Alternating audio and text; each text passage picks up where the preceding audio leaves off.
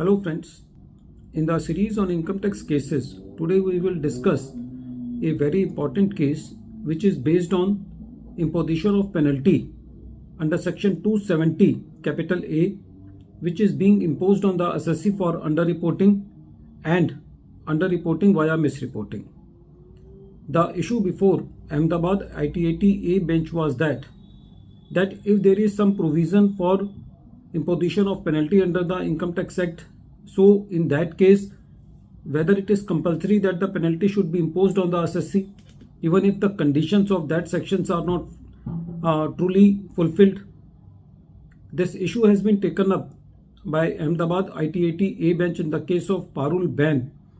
Vijay Kumar Patel versus Income Tax Officer. This case is reported in 134 ITR Tribunal at page number 732 and the date of judgment is 22nd May 2024. In the present case, there was a female assessee who sold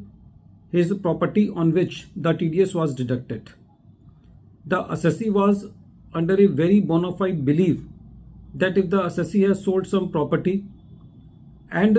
TDS has been deducted on the sale of that property, then there is no need for the assessee to file the return of income, and the assessee was also under a bona fide belief that whatever the tax is required to be paid has been deducted by the buyer. The assessing officer came to know that the assessee has sold property and the TDS was reflecting in the 26 AS of the assessee along with sale consideration,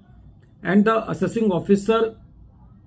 issued notice under section 148 to the assessee. In response to the notice under section 148, the assessee filed return of income and deposited all the taxes which were required to be paid on the capital gains arising from the sale of the property. The assessing officer accepted the return of income of the assessee, but the assessing officer was of the considered view that if the assessing officer has not issued the notice under section 148 to the assessee, the assessing officer would not have come, the assessee would not have come by his own to deposit this capital gain. So the assessing officer imposed the penalty on the assessee under section 270A for misreporting of income at the rate of 200% of the tax evaded. The assessee filed the appeal for this penalty order before the CIT appeal, and the CIT appeal also upheld the penalty order. And when the matter was before the tribunal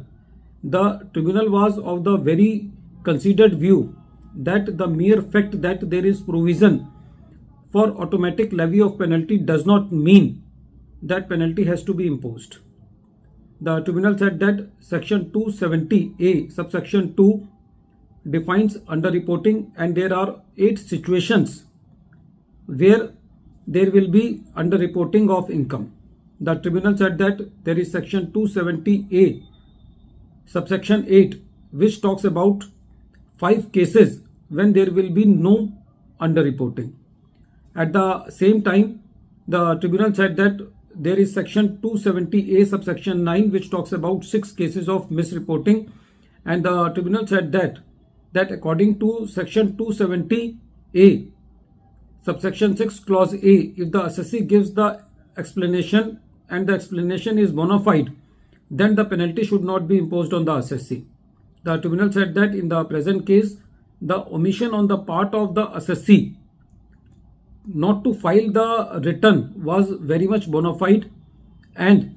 the TDS on the sale of property was there in the 26 AS, and the assessing officer has not disputed the sale value and the TDS. So it can be said that there was no intention of the assessee to misrepresent or to suppress any facts, so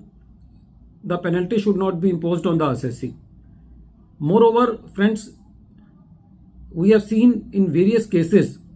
that when the assessee comes with clean hands after issue of notice under section 148 and discloses all his income in return under section 148, in those cases also there are a number of the cases where the penalty has been deleted. So this was the same case where the